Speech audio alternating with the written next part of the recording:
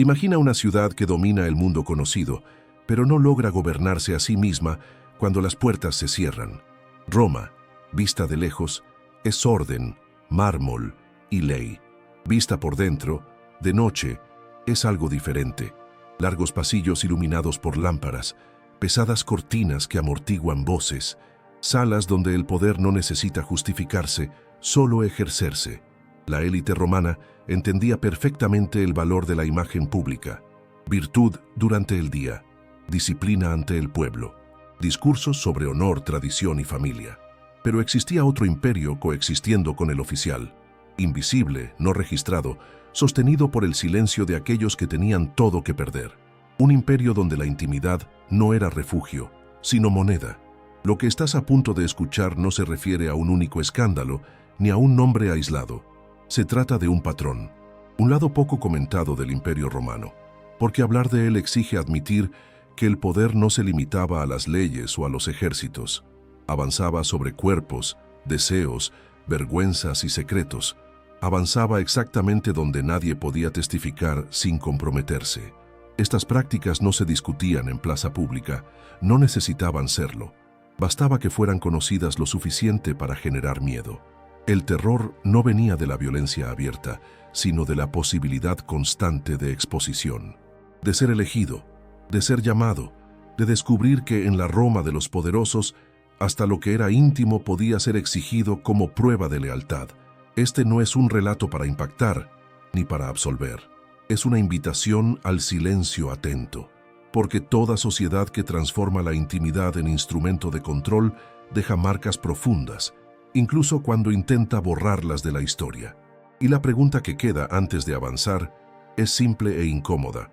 ¿Qué sucede con un imperio cuando el poder empieza a operar donde nadie debería mandar? Para comprender este lado oculto de la élite romana, es preciso ir más allá de la curiosidad histórica y reconocer el dolor humano involucrado. Detrás de los nombres ilustres, de los títulos y de las estatuas, existían personas sometidas a una presión constante para preservar las apariencias. Muchos vivían con la sensación permanente de que su posición social dependía no solo de méritos públicos, sino de la disposición a ceder en silencio cuando el poder traspasaba límites personales. Este tipo de sufrimiento no suele ser reconocido porque no deja marcas visibles.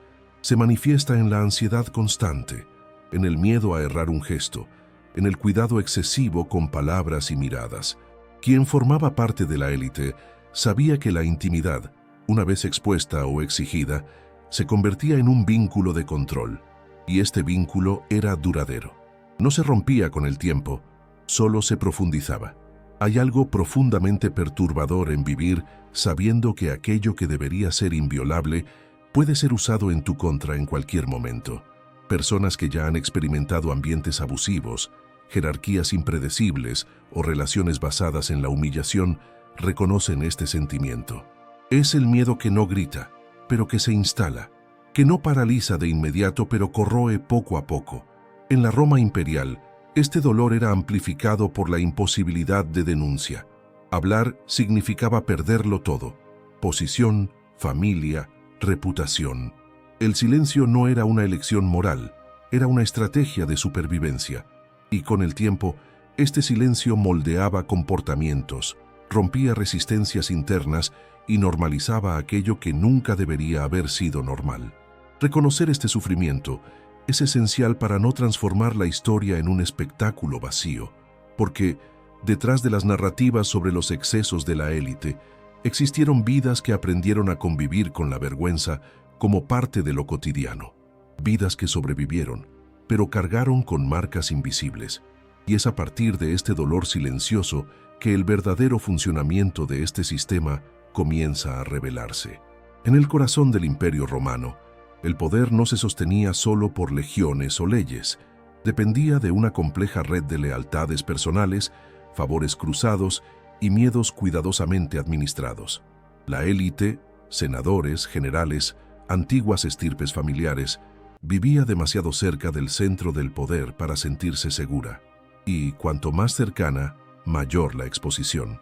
En este ambiente, la intimidad se convirtió en un campo fértil para el control psicológico. La mentalidad romana valoraba la dignitas y la reputación por encima de casi todo. Mantener la imagen pública era esencial para sobrevivir políticamente. Fue exactamente esta obsesión la que abrió espacio para prácticas íntimas perturbadoras entre los poderosos, no como mero exceso hedonista, sino como instrumento. Cuando alguien tiene su vida privada comprometida, pasa a ser predecible, controlable, silencioso. El poder, en este contexto, operaba por asimetría. Quien exigía no se exponía, quien cedía cargaba con el peso. Relaciones íntimas, consentidas o no, explícitas o veladas, funcionaban como contratos informales de sumisión. No había necesidad de amenazas directas. Bastaba el recuerdo de que los secretos podían salir a la luz. La vergüenza era un arma eficiente, porque no necesitaba ser usada para funcionar. Esta lógica era reforzada por una cultura que confundía privilegio con impunidad. Para la élite, ciertas fronteras eran flexibles, para los demás inexistentes. El resultado fue un sistema en el que la intimidad dejaba de ser esfera privada y pasaba a integrar el juego político. El cuerpo, el deseo y la reputación se convertían en extensiones del poder del Estado, aunque nunca oficialmente reconocidas como tales. Así, prácticas que hoy suenan perturbadoras eran en la época toleradas porque mantenían el engranaje girando. No se trataba solo de placer, se trataba de dominio. Y cuando el dominio entra en la intimidad, se vuelve casi imposible de contestar. Es en este escenario psicológico, hecho de prestigio, miedo y silencio, que la narrativa comienza a tomar forma concreta. Las historias no comienzan en fiestas ruidosas o celebraciones abiertas, comienzan en invitaciones discretas, enviadas al caer la noche. Un mensajero, un sello conocido, una palabra cuidadosamente elegida. Quien recibía entendía el significado oculto. Estar ausente podía ser interpretado como deslealtad, estar presente como riesgo. Aún así, comparecían, porque en la Roma de la élite, negarse era más peligroso que aceptar. Los encuentros tenían lugar lejos de la mirada pública, en villas apartadas, salas internas del palacio o residencias protegidas por guardias que no hacían preguntas. La atmósfera era controlada, luz tenue, pocos presentes, silencio excesivo. Nada parecía explícitamente amenazador, y era justamente esa normalidad la que desarmaba. La ausencia de violencia abierta creaba la ilusión de elección, mientras el peso del poder ocupaba el espacio entero. Allí, la intimidad no surgía como deseo espontáneo, sino como expectativa implícita. Los gestos eran observados, las dudas eran registradas. La élite aprendía rápidamente que la frontera entre lo personal y lo político había sido eliminada. Lo que sucedía en esa sala no se quedaba en esa sala. Se convertía en conocimiento circulante, una llave silenciosa capaz de abrir o cerrar destinos. Muchos salían de estos encuentros sin heridas visibles, pero con la percepción de que algo había cambiado de forma irreversible. No era el acto en sí lo que marcaba, era la conciencia de haber sido visto, evaluado, incorporado a un juego que no admitía retirada. La intimidad, una vez atravesada por el poder, dejaba de ser privada. Pasaba a existir como compromiso no escrito. Así, noche tras noche, la élite romana fue aprendiendo a convivir con una verdad incómoda, la de que el imperio también gobernaba cuando nadie estaba mirando, y que, en esos momentos, el silencio valía más que cualquier virtud proclamada en público. El funcionamiento de estas prácticas íntimas perturbadoras no dependía de impulsos caóticos, sino de un engranaje social cuidadosamente aceptado por la élite. La primera pieza de esta máquina era la complicidad forzada. Una vez involucrado, el individuo pasaba a cargar con un secreto que lo unía directamente al centro del poder. No importaba si hubo deseo o resistencia. El simple hecho de haber participado creaba un lazo de silencio. La segunda pieza era la circulación selectiva de la información. Nada era totalmente público, pero nada era completamente oculto. Los rumores eran suficientes. Un comentario fuera de lugar, una mirada prolongada, una referencia vaga en un banquete. El objetivo no era destruir reputaciones de inmediato, sino mantenerlas suspendidas, siempre dependientes de la buena voluntad de quien controlaba el secreto. La tercera pieza era la normalización gradual. Lo que inicialmente causaba incomodidad comenzaba a ser tratado como parte del juego político. La élite aprendía que sobrevivir exigía adaptación, no indignación. Con el tiempo, la resistencia interna se debilitaba. La intimidad dejaba de ser algo a proteger y pasaba a ser algo a administrar. Finalmente, existía el aislamiento psicológico. Cada persona creía estar sola en su exposición, incapaz de confiar en otros para compartir la experiencia. Esta soledad impedía cualquier reacción colectiva. El miedo era vivido individualmente, mientras el sistema permanecía intacto. La vergüenza, silenciosa, hacía el trabajo de represión sin necesidad de coerción directa. Esta máquina era eficaz porque no necesitaba castigar constantemente. Bastaba recordar, bastaba insinuar, bastaba existir. El poder operaba dentro de la mente, creando autocensura y sumisión espontánea. Y cuando el sufrimiento se convierte en parte del funcionamiento cotidiano, deja de ser cuestionado. Así, la élite romana mantuvo su apariencia de orden mientras por dentro convivía con un sistema que corroía vínculos, dignidad y confianza, todo en nombre de la estabilidad del poder. El punto de ruptura no se dio cuando un escándalo salió a la luz, sino cuando la élite percibió que ya no había retorno posible a la antigua separación entre público y privado. La línea había sido cruzada tantas veces que había dejado de existir. Aquello que antes causaba incomodidad, ahora era anticipado. El miedo ya no venía de lo inesperado, sino de la certeza de que la intimidad estaba permanentemente bajo dominio ajeno. Para muchos, la ruptura ocurrió en silencio absoluto. Un senador que pasó a evitar encuentros sociales. Una matrona que redujo drásticamente su presencia pública. Un general que comenzó a actuar con obediencia excesiva. No eran señales de lealtad, eran síntomas de desgaste psicológico. La élite comenzó a comportarse como un cuerpo cansado, tenso, incapaz de confiar ni siquiera en sus iguales. En esta etapa, el sistema reveló su contradicción fatal.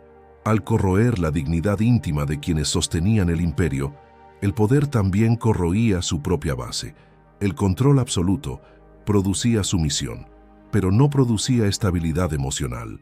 Las relaciones se volvieron frágiles, las alianzas perdieron sinceridad. La política pasó a hacerse con cautela extrema, no por estrategia, sino por autoprotección. El terror íntimo, que antes garantizaba silencio, comenzó a generar algo diferente: distancia.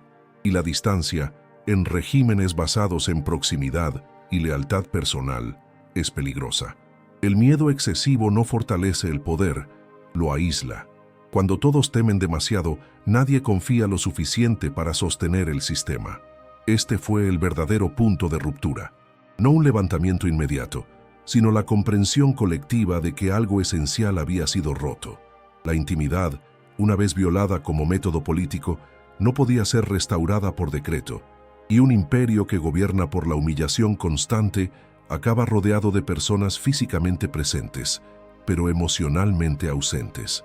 Fue allí donde el poder comenzó a perder su base humana, aunque continuara intacto en apariencia. Con el paso del tiempo, Roma intentó borrar este lado incómodo de su propia élite.